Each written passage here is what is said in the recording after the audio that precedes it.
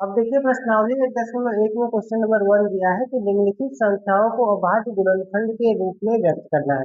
मतलब ये जो संख्याएं दी हुई हैं इसको आपको अभाज्य गुणनखंड के रूप में व्यक्त करना है। ठीक है, तो देखिए इसको हम लोग कैसे करेंगे। अगर हम देखें इसको पहला, तो जैसे 140 है, ठीक है, तो इसका हम अभाज्य गुणनखंड करते हैं। तो अभाज्य गुणनखंड करने के लिए पहले भी बताया था कि सबसे पहले छोटी संख्या से आप काटेंगे। ठीक है, तो सबसे छोटी जो अभाज्य संख्या होती है 2 होती है। तो अगर हम 2 से काटे तो देखिए 140 को 2 से काटेंगे, 14 को काटेंगे तो 7 और ये 0 आ गया। फिर इसको 2 से हम लोग काटेंगे तो ये कितना आ जाएगा, 35 आ जाएगा। अब लास्ट में 5 है तो 2 से तो कटेगा नहीं, तो सीधे इसको हम लोग 5 से काटते हैं। अगर हम इसको 5 से काटते हैं तो 7 बार में, और इसे अगर 7 से काटेंगे तो 1 बार में। ठीक है, तो 140 का जो अभाज्य गुणनखंड क्या हो जाएगा, देखिए 2 गुणे 2 गुणे 5 गुणे 7। ठीक है, तो 140 का अभाज्य गुणनखंड हम लोग इस प्रकार से करेंगे। ऐसे ही अगर हम लोग 156 का करें तो देखिए 156 लिखेंगे। ठीक है, तो आप देखिए फिर इसको 2 से अगर हम काटेंगे तो देखिए 15 है, तो 7 बार में 14 जाता है, बचेगा 1, तो ये हो जाएगा 16। 16 का मतलब 8 बार में 2 से। फिर 2 से कट करेंगे तो 2 ताई देखिए 6 हो जाएगा, 3 बार में तो 6 कट जाएगा। इसके बाद एक बचेगा यहाँ से 8, 18 हो जाएगा, तो 2 नवा 18। अब यहाँ पे देखिए 39 आ गया, तो 39 2 से तो कटेगा नहीं, ये जाएगा 3 से। अगर हम इसको 3 से काटेंगे तो 3 एक कम 3, 3 त्रिक 9। अब 13 एक क्या हो गया, एक अभाज्य संख्या हो गया, तो 13 खुद 13 से कटेगा, तो 13 से काटेंगे तो 1 बार में। तो यहाँ से अगर हम लोग लिखेंगे तो 156 का अभाज्य गुणनखंड के रूप में तो क्या हो जाएगा, देखिए 2 गुणे 2 गुणे 3 गुणे 13। ठीक है, तो इस प्रकार से हम लोग इसको अभाज्य गुणनखंड के रूप में लिखेंगे। अगला देखिए, अगर हम लोग इसका देखें 38-25 का, ये 38-25 है। ठीक है, तो 38-25 को अगर हम लोग देखेंगे इसको अभाज्य गुणनफल के रूप में, तो देखिए लास्ट में जब 5 रहता है तो वह संख्या केवल 5 से ही कटेगी। ठीक है, तो इसको हम लोग 5 से काटेंगे। अगर हम इसको 5 से काटे तो देखिए 38 है, तो 5 सत्ते 35 हो जाएगा। बचेगा कितना, 3 और 2 32, तो 5 छके 30 बचेगा। फिर बचेगा 2 5 25, तो 5 पचे 25। फिर इसको देखिए लास्ट में 5 है, फिर 5 से जाएगा। फिर इसको अगर हम 5 से काटे तो 7 है, तो 5 एकम 5, बचेगा 2 6 26, तो 5 पचे 25। फिर बचेगा 1 5 15, तो 5 ताई 15। ठीक है, अब यह संख्या देखिए अगर हम देखें 3 से काटेंगे तो देखिए 3 से अगर काटे तो 3 पचे 15 हो जाएगा, 3 एक कम 3। अब आ गया 51, तो देखिए ये भी 3 से कट जाएगा क्योंकि 5 एक 6 है, तो 3 से कट जाएगा। तो 3 से काटेंगे तो देखिए 3 एक कम 3, बचेगा 2 1 21, तो 5 सते 3 सते 21। ठीक है, फिर ये देखिए अब अभाज्य संख्या आ गया 17, तो 17 को 17 से अगर हम काटेंगे तो 1 बार में कटेगा। तो इसका 38-25 का जो अभाज्य गुणनखंड हो जाएगा कितना होगा, 5 गुणे 5। देखिए 3 गुणे 3, 3 गुणे 3 गुणे 5 गुणे 5 गुणे 17, ये इसका अभाज्य गुणनखंड होगा। अब ऐसे देखिए 5005 को अगर हम लोग काटे तो यहाँ से अगर हम 5005 को लिखें तो फिर देखिए लास्ट में 5 है, तो 5 ही से जाएगा, तो 5 से काटेंगे तो 5 एकम 5, 0 0 1। ठीक है, ये आ गया। अब देखिए हम क्या करेंगे कि अगर हम इसको काटना है तो इसको काटेंगे 7 से काटेंगे, तो देखिए 7 एकम 7, बचेगा 3 0 30। ठीक है, फिर 7 चौक 28। ठीक है, फिर बचेगा कितना, 2 1 21, 7 तारीख 21। ठीक है, फिर इसको हम लोग देखिए कितना हो गया, 143 हो गया। तो 7 4 3 7 1 8 हो गया। तो अब हम देखेंगे 143 किससे कट जाएगा। अगर हम देखें देखिए 11 से काटे तो 11 एकम 11 हो गया। 14 था तो 3 और 3 33 बचा, तो फिर 3 बार में कट जाएगा। फिर इसको हम लोग 13 से काटेंगे तो 1 बार में कटेगा। मतलब कि अगर हम देखें 5005 का अभाज्य गुणनखंड क्या आएगा, 5 गुणे 7 गुणे और गुणे 13। ठीक है, इस प्रकार से ये सभी संख्याओं का हम लोग अभाज्य गुणनखंड करेंगे।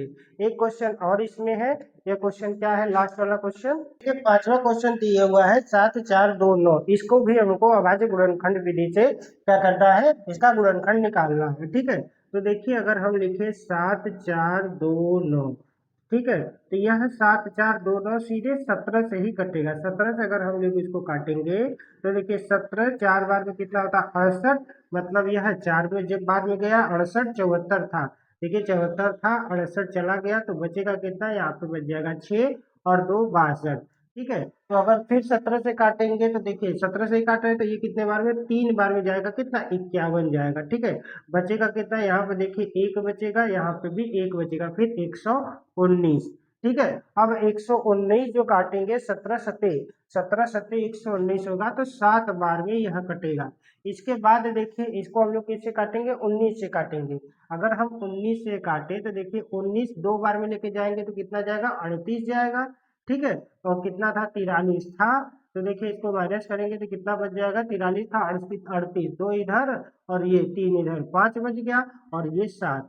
ठीक है, तो 19 में 3 बार में, पहले तो कितने बार में, 2 बार में ले गए, फिर 3 बार में कितना जाएगा, 57 जाएगा। इसके बाद देखिए 23 मिल गया, तो 23 तो एक अभाज्य संख्या है तो 23 केवल 23 से ही जाएगा। तो यह 23 से जाएगा तो कितने बार में, एक बार में जाएगा। तो इस प्रकार से अगर हम 7 4 2 9 का भाज्य गुणनखंड लिखे कितना जाएगा, 17 गुणे 19 गुणे 23।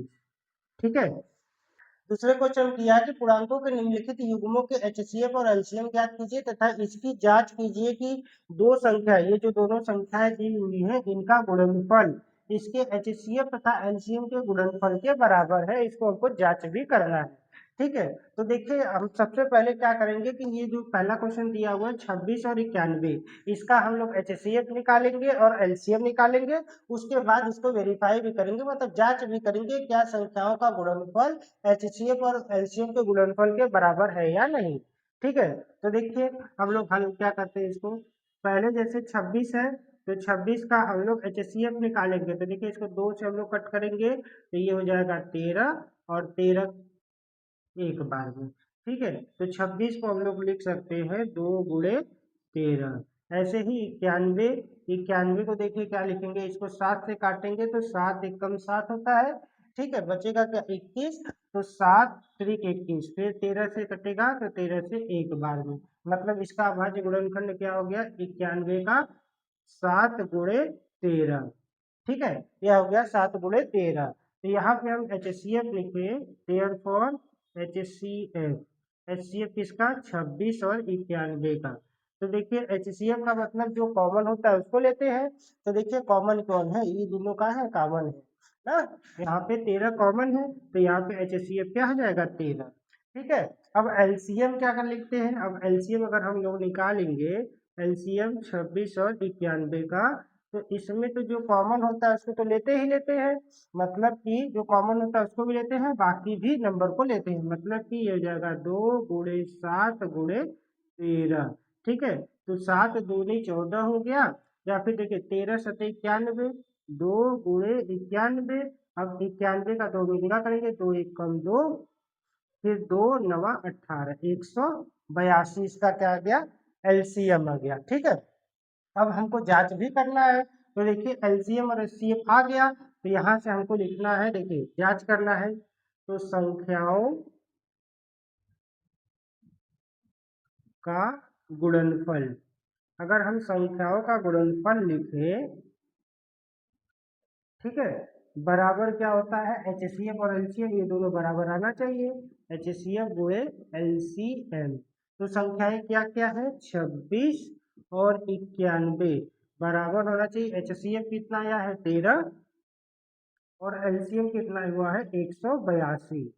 ठीक है, तो देखिए 26 और 91 का गुणा करते हैं पहले हम, यहाँ पे 26 हो गया, यहाँ पे 91, तो ये 6 मिला, ये 2 मिला, 9 6 54 का 4 और 5, 9 दूनी 18 और 5 कितना हो जाएगा, 23। ठीक है, तो ये हो गया है 6, ये भी 6, ये 3 और 2 23 66 मिला, यहाँ पे 23 66 मिला। तो यहाँ पे अब इसको चेक, अब इन दोनों का गुणा करने पे अब इसका इसका देखते हैं, देखिए 182 अगर हम 13 से करते हैं तो 3 दूनी देखिए 6 हो गया, 3 अट्ठे 24 का 4 2 3 एकम 3 2 5, ये हो गया। अब इसका इसमें करते हैं तो ये देखिए 2 हो गया, ये 8 हो गया और ये 1 हो गया। ठीक है, अब इसको जोड़ते हैं, ये देखिए 6 हो गया 6 हो गया, 8 5 13 का 3 1 और 2, ये भी क्या हो गया 2366। ठीक है, तो ये हमने जांच भी कर लिया कि इन दोनों का गुणनफल HCF और LCM के गुणनफल के बराबर होता है। ठीक है, अब इसी प्रकार देखिए दूसरा और तीसरा भी क्वेश्चन हम लोग सॉल्व करेंगे। अब देखिए अगर हम दूसरा, अब देखिए दूसरा क्वेश्चन दिया हुआ है कि 510 और 92 का भी हम लोग को करना है। जैसे पहला क्वेश्चन हम लोग सॉल्व किए, इस बार दूसरा भी सॉल्व करेंगे। ठीक है, तो दूसरा के लिए देखिए पहले हम 510 का भाज्य गुणनखंड कर लेते हैं। तो 510 का भाज्य गुणनखंड करने के लिए इसको हम लोग 2 से काट सकते हैं क्योंकि लास्ट में 0 है। तो 2 से काटने का मतलब इसका क्या कर देंगे हम लोग, आधा कर देंगे। तो 510 का आधा कितना हो जाएगा, 255 हो जाएगा। अब देखिए लास्ट में जब 5 होता है तो 5 से कटेगा, तो 5 से अगर इसको हम काटेंगे तो देखिए 5 पचे 25, 5 एक कम 5। ठीक है, इसके ये आ गया 51। इसके बाद हम जानते देखिए 3 से कट जाएगा 51, क्योंकि 17 3 51 होता है ना। तो 3 से काटेंगे तो यह 17 बार में कट जाएगा, फिर 17 एक बार में कटेगा। तो यह 510 का गुणनखंड 510 का अगर हम लोग करें तो देखिए अब क्या आ गया, 2 गुणे 5 गुणे 3 गुणे 17, ये आ गया। अब ऐसे ही 92 का निकाले तो देखिए 92 का निकालने के लिए फिर हम 2 से कट करेंगे तो 92 का आधा कितना होता है, 46 होगा। ठीक है, 92 का आधा 46 हो जाएगा। फिर इसको 2 से अगर हम कट करेंगे तो ये देखिए 46 का आधा कितना, 23 हो जाएगा। फिर यह 23 से जाएगा कितने बार में, एक बार में। तो यहाँ पे अगर हम लोग देखें 92 का अगर हम लोग गुणनखंड देखें, ये देखें भाज्य गुणनखंड, तो 2 गुणे 23। ठीक है, यह मिला। ठीक है, अब हम इसका HCF लिखेंगे। HCF इसका 510 और 92 का। तो देखिए HCF में जो कॉमन होगा वही लेंगे जो दोनों में हो। तो देखिए दोनों में क्या है, यहाँ पे 2 है, यहाँ भी 2 है, बाकी तो कोई इसमें कॉमन है नहीं। तो यहाँ पे इसका HCF कितना हो जाएगा, 2। अब LCM की अगर हम लोग बात करते हैं, LCM 510 और 92 का, तो LCM में हम लोग जो कॉमन होता है तो उसको लेते ही लेते हैं, फिर उसके बाद सभी और भी संख्याओं को लेते हैं। तो देखिए अगर हम लोग 2 देखें दोनों में, तो देखिए 2 बार है तो 2 बार 2 ले लेंगे। ठीक है, इसके बाद देखिए 3 एक बार है तो 3 ले लिए। ठीक है, अब देखिए 5 एक बार है तो 5 ले लिए।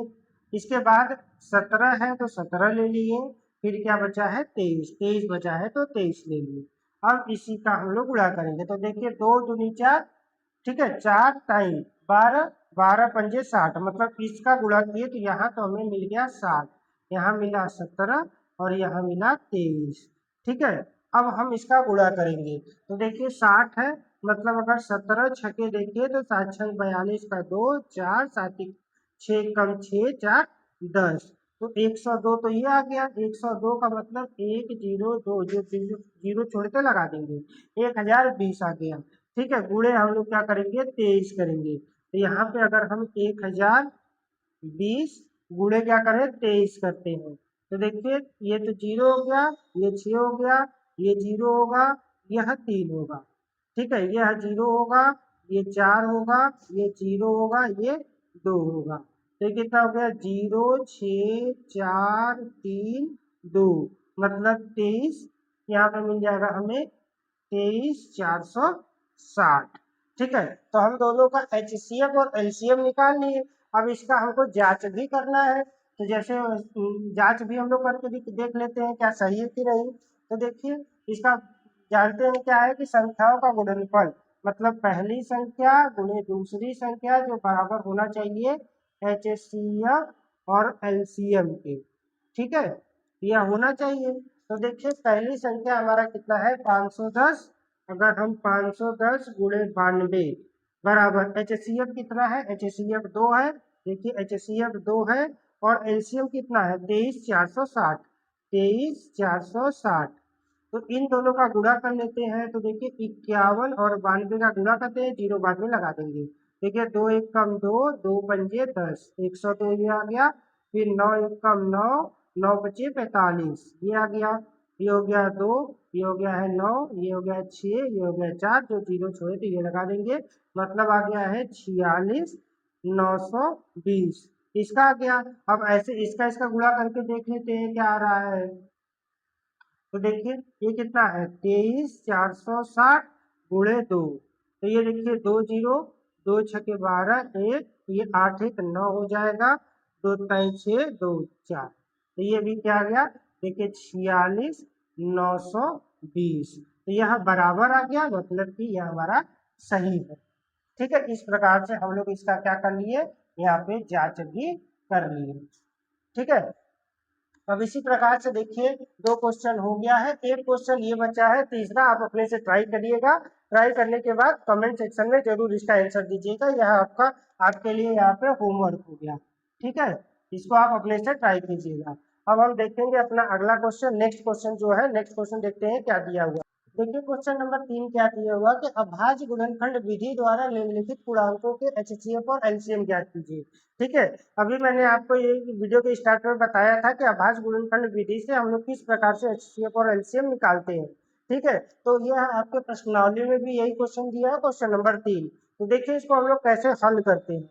पहला क्वेश्चन देखिए क्या है कि 12 15 और 21 का हमको अभाज्य गुणनखंड विधि द्वारा इसको इसका एलसीएम और एचसीएफ बताना है। तो देखिए अगर हम 12, ये 12 दिया हुआ है, तो इसका अभाज्य गुणनखंड करते हैं, 2 से काटेंगे 6 बार में, 2 से काटेंगे 3 बार में, 3 से काटेंगे 1 बार में। यह 15 को भी हम लोग काट सकते हैं, देखिए 15 है तो 3 से काटेंगे 5 बार में, 5 से काटेंगे 1 बार में। ऐसे ही 21 है, तो 21 का अभाज्य गुणनखंड करते हैं, तो देखिए 3 से काटेंगे तो 7 बार में, 7 से काटेंगे 1 बार में। मतलब कि यहाँ पे 12 को हम लोग अभाज्य गुणनखंड के रूप में कैसे लिख सकते हैं, 12 को लिख सकते हैं 2 गुणे 2 गुणे 3। ठीक है, 2 गुणे 2 गुणे 3। अब ऐसे ही 15 को देखिए क्या लिखेंगे, 15 को लिखेंगे 3 गुणे 5, और यहाँ पे 21 को क्या लिखेंगे, 21 को 3 गुणे 7, यह हम लिख सकते हैं। तो देखिए इसका हमको क्या बताना है, एचसीएफ और एलसीएम बताना है। देयरफॉर एचसीएफ 12 15 और 21 का ना, तो एचसीएफ में हमने बताया था कि जो कॉमन रहेगा वह लेंगे। तो देखिए दो तीनों में क्या कॉमन, ऐसी संख्या जो है जो तीनों में हो, तो देखिए तीनों में क्या है, यह 3 इसमें है, ये भी 3 इसमें है, ये भी 3 इसमें, तो तीनों में 3 कॉमन है, तो यह इसका क्या हो जाएगा, एचसीएफ हो जाएगा। ठीक है, 3 इसका एचसीएफ हो जाएगा। अब इसी प्रकार से अगर हम एलसीएम लिखें, तो देखिए एलसीएम क्या हो जाएगा, एलसीएम 12 15 और 21 का। तो देखिए एलसीएम में क्या होता है कि जो पहले तो जो कॉमन होता है, जैसे देखिए 2 इसमें 2 बार आया है, तो 2 2 बार ले लेंगे। इसके बाद 3 देखिए एक बार सभी में कॉमन है, तो 3 एक ही बार लेंगे। इसके बाद अब क्या है, 5 है, तो 5 लेंगे, और क्या है, 7 है, 7 लेंगे। ठीक है, तो यह इसका एचसीएफ हो जाएगा। तो 2 दूनी 4, 4 ताई 12, 12 पंजी 60। ठीक है, 60 और 60 में गुणा करेंगे, तो देखिए यहाँ पे कितना हो गया, 60 गुणे 7, तो 7 6 42, 420 हो गया। इसका एलसीएम कितना हो गया, 420 हो गया। ठीक है, तो इस प्रकार से अभाज्य गुणनखंड विधि द्वारा हम लोग एलसीएम और एचसीएफ ज्ञात करते हैं। दूसरा क्वेश्चन देखिए क्या दिया हुआ है, अगर हम दूसरा देखें तो 17 का दिया है, तो अगर हम इसका हल देखें, यहाँ पे 17, ये देखिए 17 क्या है, अगर 17 देखेंगे तो ये खुद अभाज्य संख्या है, अभाज्य संख्या केवल खुद में जाएगा, तो डायरेक्ट हम इसको लिखते हैं। तो देखिए 17 को लिखेंगे तो क्या लिखेंगे, 17 बराबर 1 गुणे 17। अब ऐसे ही 23, 23 भी अभाज्य संख्या है, मतलब 1 गुणे 23, और 29 ये भी अभाज्य संख्या है, तो 1 गुणे 29, बाकी किसी में आएंगे नहीं ये सब, इसका कोई गुणनखंड होगा ही नहीं, इसीलिए ये तो इसका एचसीएफ क्या हो जाएगा, एचसीएफ 17 23 और 29 का एचसीएफ क्या हो जाएगा, देखिए कुछ कॉमन तो है नहीं, जो कुछ नहीं कॉमन है तो मतलब 1 हो जाएगा, इसका एचसीएफ कितना हो जाएगा, 1 का हो जाएगा। ऐसे ही अगर एलसीएम की बात करें, तो एलसीएम 17 23 और 29 का एलसीएम, तो एलसीएम में क्या होगा, सभी ये हो जाएगा, कितना हो जाएगा, 17 गुणे 23 गुणे 29, बस सभी का गुणा कर दीजिए। तो देखिए 23 और 17 गुणा करेंगे तो 7 3 21, 2 7 2 14, ठीक है, 15 16 161 ये हो गया, फिर 3 और 2, तो ये हो गया 1 और 9 3, 391, 391 का 29 में गुणा कर देते हैं तो 9 एक कम 9, 9 9 81 का 8, 1 81 है ना, 9 9 81 तो 1 8, फिर 9 3 27, 27 में अगर हम 8 जोड़ते हैं तो कितना हो जाता है, 27 में 8 जोड़ेंगे 35, तो यह हो गया है 35, 2 एक कम 2, फिर 2 9 18 का 8, 1 2 3 6 1 7, तो ये हो गया है 9 3 8 5, कितना हो जाएगा 8 5 13, फिर 7 3 10 1 11, तो यह आ गया है 1 1 3 3 9, ये इसका आंसर है। इसका हो गया। अब देखिए तीसरा जो क्वेश्चन दिया हुआ है यह आप लोग के लिए होमवर्क हो जाएगा, ठीक है। आप इसे अपने से करके कमेंट बॉक्स में इसका आंसर जरूर देंगे। यहाँ देखिए चौथा क्वेश्चन दिया हुआ है कि HCF दिया हुआ है 306 और 657 का 9 दिया हुआ है, मतलब इसमें HCF दे दिया है, आपसे LCM पूछा है, ठीक है। तो देखिए हम जानते हैं कि अगर इसका हल देखें तो देखिए दो संख्याओं का गुणनफल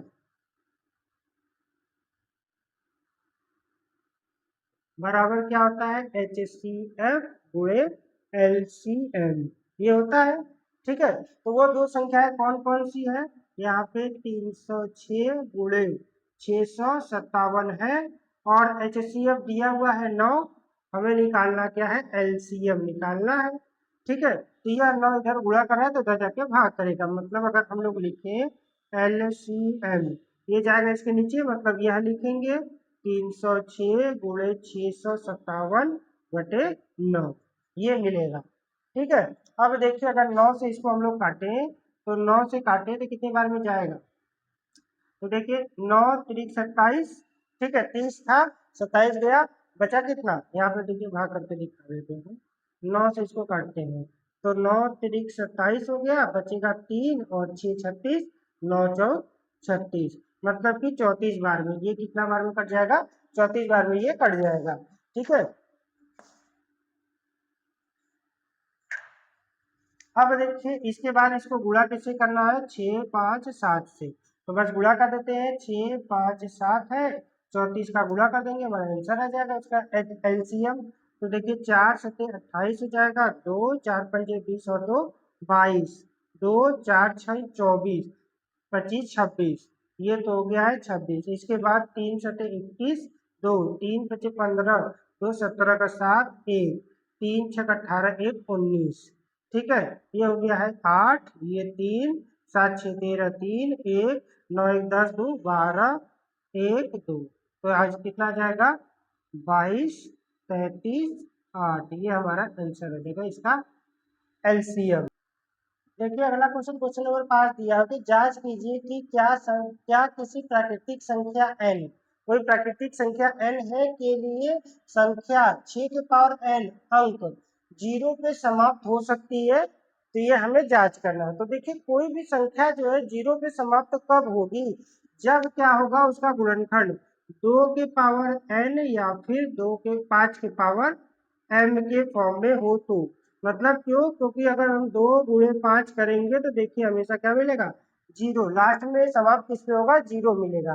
तो क्या हम अगर हम देखते हैं ये जो 6 के पावर n है, ठीक है, तो 6 के पावर n को हम लोग क्या लिख सकते हैं, अगर इसका गुणनखंड करेंगे तो 2 गुणे 3 लिख सकते हैं, 2 गुणे 3 के पावर n, तो क्या 2 गुणे 3, यहाँ पे 3 की जगह अगर 5 होता तब तो वो 0 पे समाप्त होता, लेकिन यहाँ पे 3 है तो यह 0 पे समाप्त नहीं होगा। बस इस क्वेश्चन में कुछ नहीं है, बस यही बताना है हमको, जांच करना है कि प्राकृतिक संख्या जो है 6 के पावर n अंक 0 पे समाप्त हो सकता है, तो नहीं, ये नहीं हो सकता, क्यों, क्योंकि 0 पे समाप्त होने के लिए इस फॉर्म में होना जरूरी है, मतलब 2 गुणे 5 का गुणनखंड होना जरूरी है, तो यहाँ पे 2 गुणे 3 है तो यह कभी भी 0 पे समाप्त नहीं होगा, ठीक है।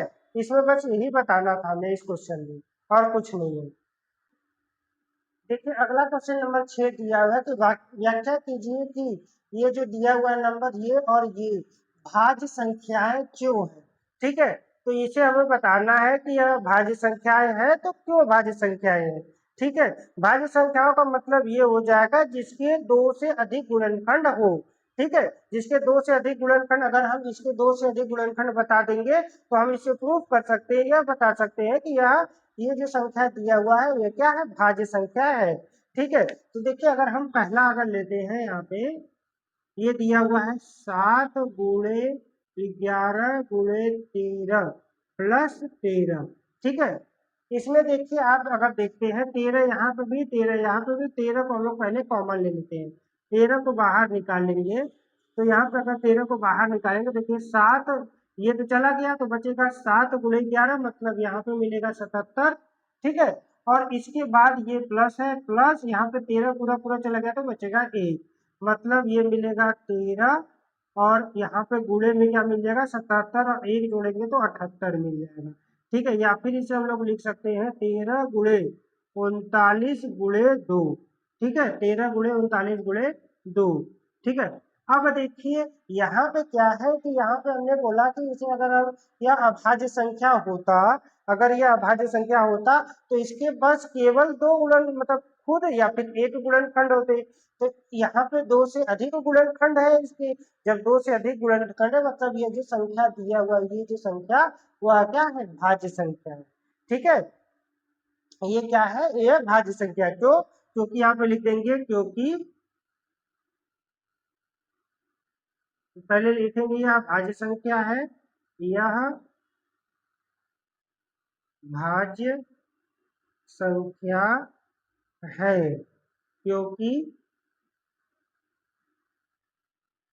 इसके दो से अधिक गुणज है, दो से अधिक गुणज है, मतलब दो से अधिक इसके गुणनखंड है, इसलिए ये क्या है, भाज्य संख्या। यही हमें प्रूव करना था। ऐसे ही दूसरा अगर नंबर देखें, देखिए दूसरा क्या दिया हुआ है कि 7 × 6 × 5 × 3 × 2 × 1 + 5। इसमें से अगर हम देखें तो देखिए 5 यहाँ भी है, 5 यहाँ पे, इसमें भी 5 कॉमन ले लेंगे। अगर हम 5 कॉमन लेंगे बचेगा 7, 7 × 6 × 5 तो चला गया, 4 × 3 × 2 × 1 लिखे जाना, लिखे यहाँ पे 1 मिलेगा। ठीक है, अब देखिए क्या मिलेगा, ये तो मिल गया ये। अब देखिए 7, अगर हम देखें तो 7 × 6 = 42। ठीक है, यहाँ पे अगर और देखें कैसे कटेगा, 7 × 6 = 42 हो गया, और 3 × 4 = 12, 12 दूनी 24, मतलब 42 और 24 का गुणा करते, 42 और 24। तो देखिए 4 दूनी 8 हो गया, और 4 × 16, ये 16 हो गया, ये छोड़ेंगे 2 दूनी के 4 हो गया, 2 × 4 = 8 हो गया। ठीक है, तो ये 0 हो गया, ये 6 4 10 का 0 1, ये मिला। ठीक है, मतलब 1008 और प्लस में 1 भी है। तो अगर हम देखें तो ये मिला, अगर 1008 में 1 जोड़ेंगे तो 1009 मिल जाएगा। तो ये भी देखिए ये मिल जाएगा 1008। तो यहाँ पे भी ये जो संख्या है इसके देखिए दो गुणनखंड हो गए ना, दो गुणज हो गए, और भी इसको अगर हम तोड़ेंगे तो और भी टूटेगा, लेकिन इसके कितने गुणनखंड हो गए, दो हो गए। जब दो दो दो या दो से अधिक गुणज हो जाते हैं तो वह भी क्या होती है, भाज्य संख्या है। तो यह भी क्या है, यह भी भाज्य संख्या है। ठीक है, तो यह भी क्या हो जाएगा, भाज्य संख्या हो जाएगा। तो यही हमें जांच करना था, यही बताना था कि यह भाज्य संख्या है तो क्यों है, क्योंकि क्यों का आंसर भी यहाँ पे हमने दे दिया, क्योंकि इसके दो से अधिक गुणज है। ठीक है, अगला क्वेश्चन देखिए, देखते हैं क्या है।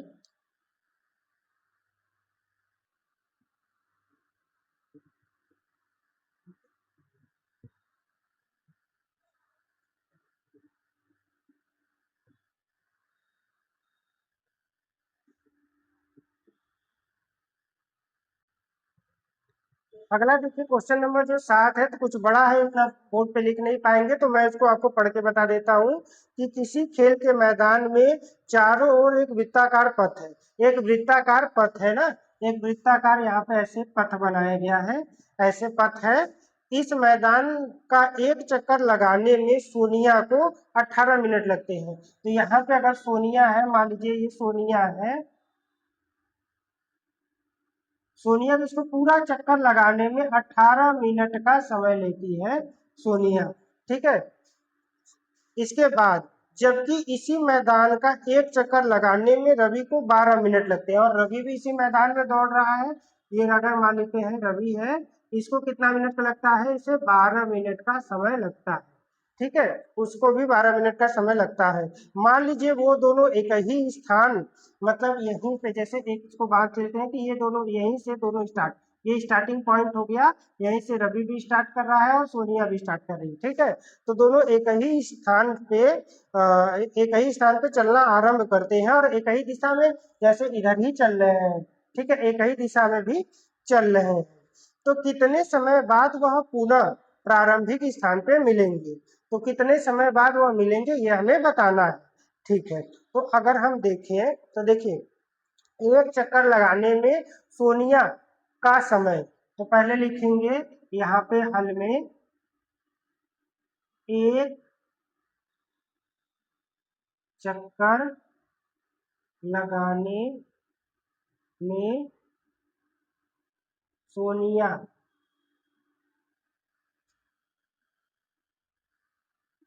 का समय, सोनिया कितना समय लेती है, सोनिया लेती है 18 मिनट। ठीक, अब उसी प्रकार से एक चक्कर लगाने में रवि कितना समय लेता है,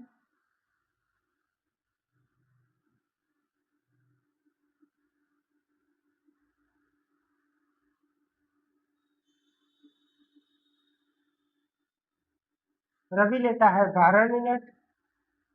ठीक है, अब दोनों निकाल लिए। अब इसी का हमें क्या करना है, एलसीएम निकालना है। ठीक है, तो देखिए अगर हम 18 को लिखें तो 18 का गुणनखंड करें तो देखिए क्या हो जाएगा, 2 × 18 कितने में आएगा, 9। तो 9 को हम लोग 3 × 3 लिख सकते हैं। इसी प्रकार 12 को अगर लिखें तो देखिए कितना होगा, 2 × 6 होगा। 6 को हम लोग 2 × 3 लिख सकते हैं। तो देयरफॉर यहाँ पे इसका एलसीएम कितना हो जाएगा, एलसीएम 12 और 18 का अगर हम एलसीएम देखें तो देखिए 2 2 बार है, ले लेते हैं। 3 2 बार है, ये भी ले लेंगे। तो कितना हो जाएगा, 4 और गुणे 9, 9 चौक कितना हो जाएगा, 36। तो यहाँ पे क्या आ जाएगा, 36 मिनट। तो ये दोनों सोनिया और रवि जो है कब एक साथ मिलेंगी, 36 मिनट के बाद। अतः सोनिया और रवि पुनः प्रारंभिक स्थान पे लिखेंगे, अतः सोनिया और रवि पुनः प्रारंभिक स्थान पे अगर हम बात करें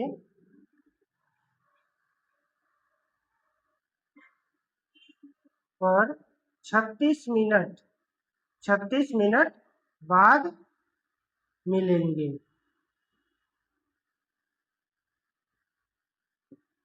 ठीक है, दोनों कब मिलेंगे, 36 मिनट बाद एक दूसरे से मिलेंगे। तो यह प्रश्नावली 1.1 का लास्ट क्वेश्चन 7वां क्वेश्चन था।